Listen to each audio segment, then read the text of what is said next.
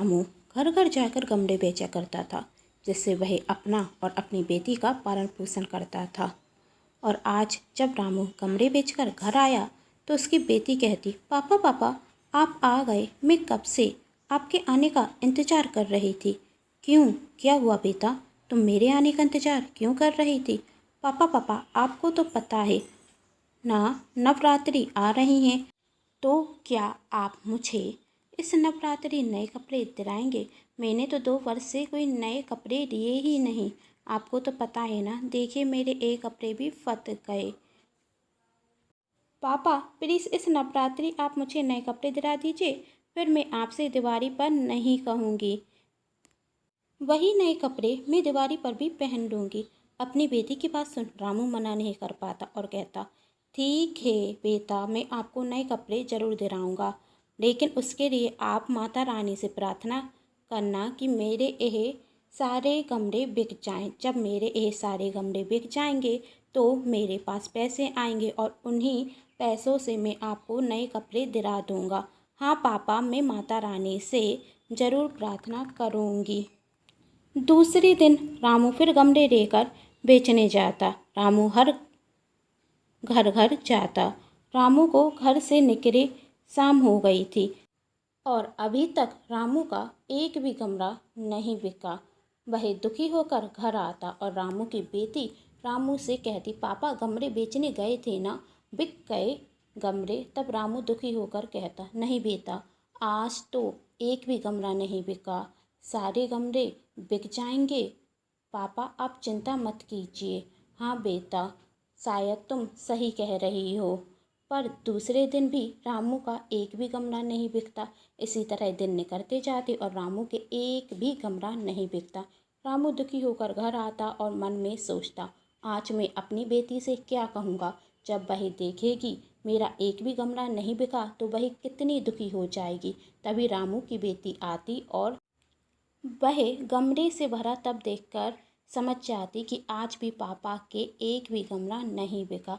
और वह अपने पापा का उदास चेहरा देखकर कहती, पापा पापा मुझे कोई नए कपड़े नहीं चाहिए, आप दुखी मत होइए, पैसे भी मुझे नए कपड़े पहनकर कहीं जाना थोड़ी ना है। कहते हुए वह चली जाती। तब रामू कहता, कैसा पिता हूँ मैं, अपनी बेटी की छोटी सी इच्छा भी पूरी नहीं कर सकता।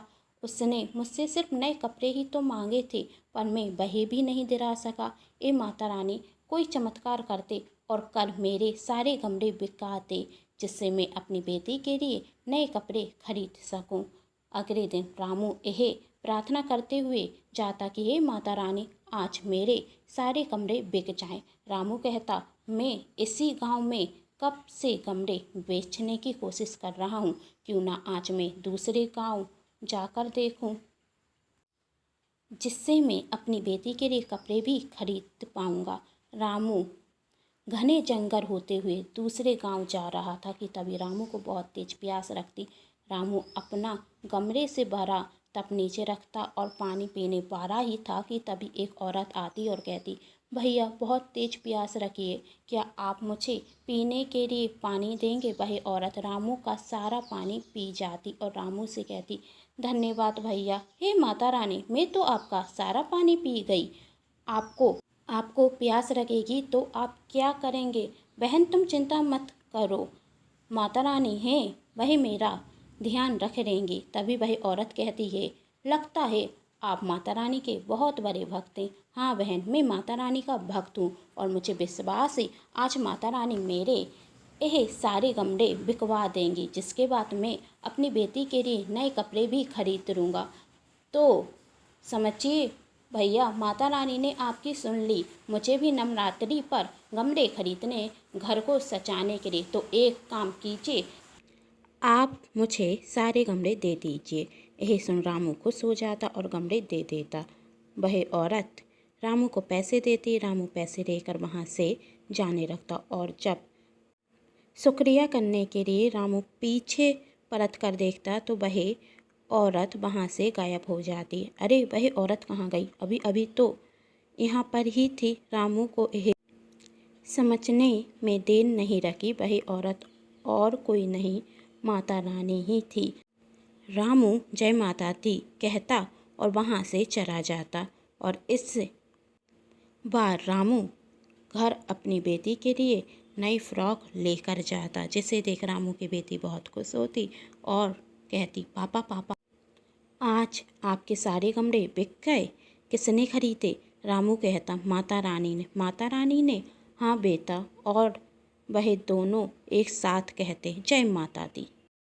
कहानी पसंद आई हो तो चैनल को सब्सक्राइब, वीडियो को लाइक एंड शेयर कीजिए। For watching.